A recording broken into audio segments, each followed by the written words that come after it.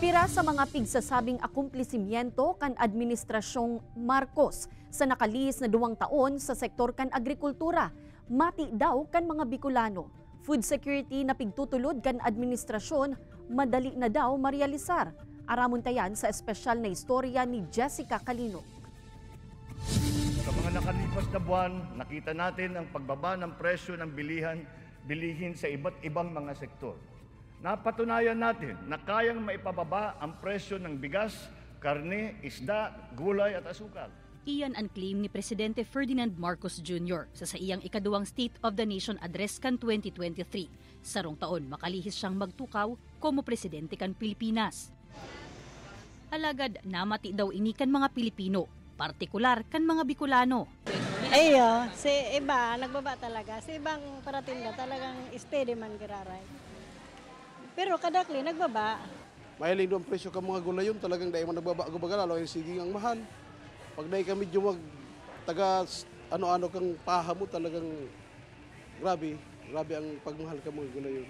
Magin ang paratsendang si Rowena, pareho ang sentimiento ki Elmer. Tapos po ma'am, masabi siya nagbababa. Okay, nagbababa ma'am, pero dahil man steady ang pagbaba, dahil man steady ang pagmahal.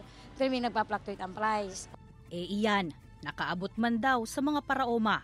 Pagsangli ni PBBM, medyo nagayon na si intervention kandi gabos-gabos. Hindi 5 klase diyan na intervention.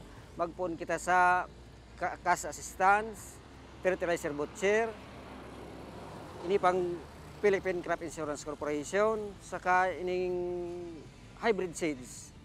Apwera sa iyang pagtiyaga, ang mga intervensyon daangani na nakukuaninda sa Department of Agriculture, iyuman ang nakatabang, nganing sa nakalihis na cropping season, makagusi siya nin 260 kabanin hybrid na paroy. Alagad sigun kitatay Henaro, bako gabos na paraoma, kayang masustentuhan ang production cost kan pag-uuma. Kaya sa pag-atubang liwat ni Presidente Marcos sa publiko sa iyang ikatulong sona, sana matukar manda ka ini ang dagdag pang interbensyon. Kunhurot kan DA na hybrid na ang gamiton kan mga paraoma, apwera sa banhi. Tampada naman ini nin 15 bag nin inorganic fertilizer. Bilang paraoma, itong dahil ko ta si PBB magtuga kan 20 pesos na per kilo per an bagas. Dahil man talaga naabuton kan kuya. Lugi ang farmer dyan. Kung nigwas ang dakulang pundong makukuha na may subsidize ang presyo kan palay, pwede garaw.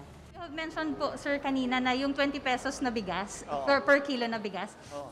Anurulay sa 20 pesos na presyo kan bagas, 2 taon naman na pigsisingil sa presidente. Lahat ng timetable ko yesterday, if not sooner. Lahat yan ASAP. I don't know. We'll see. Kasi minamalas din tayo sa weather. Sigun sa Department of Agriculture Bicol, ang presyo kan bagas minadepende sa produksyon. Kan 2023, 109% rice sufficient ang Bicol region. Dapat maipadagos ang siring na produksyon sa bilog na nasyon. Nganing dain naman kaipuhan pang mag-import, hali sa ibang nasyon. Sa ibang bansa, mas mababa yung production cost, like sa bigas. Kaya nadedehado yung mga local farmers pag maraming import, pag maraming kakompetensya. Ang magayon na agricultural production, iyuman andalan pasiring sa pigtutulod na food security sa Pilipinas. Ini ang long-term vision kan Agriculture Department. Inipig babase sa availability kan mga pagkakan. Kung na-access asin abot kaya ini para sa kagabsan, pati na ang pagkakaigwanin salbado asin masustansyang pagkakan. Sa mga parametro na iyan, hain na daw ang Pilipinas ngunyan. Hindi naman siya malayo. Kumbaga po, yung sunod-sunod nating mga efforts, kumbaga we build on it and make a foundation, a stronger foundation for it, para lahat po ng efforts natin ay makarating talaga sa kaduluduluhan ng ating society, sa ating communities. Day man buot sabihon na igwa o yaon ang pagkakan, may food security na. Dapat may pambakal ka asin masustansya ang pigkakakanta. Sa datos ka National Nutrition Council, kan 2023, 10.5% kan mga aki below 5 years old stunted. Saro sa mga rason kan stunting, iyuan mayo gayong masustansyang naipapakakan o may impeksyon ang aki. So I would say na base dun sa datos na yan, at kung ano rin yung nakikita natin sa baba. And the fact na 1/3 po ng Filipinos are suffering from food insecurity, maaring towards that na tayo na gusto nating ma-attain yung food security. Taon-taon pigaabangan ang mga sasabihon kan presidente sa iyang State of the Nation address. Ang pagtubod kan pira, kadaklan sa mga piglalatag digdi, harayo uman sa nangyayari sa realidad. Alagad komo sarong Pilipino. Dapat ba talaga kitang maglaom sa pigsasabi kan gobyerno o kita mismo?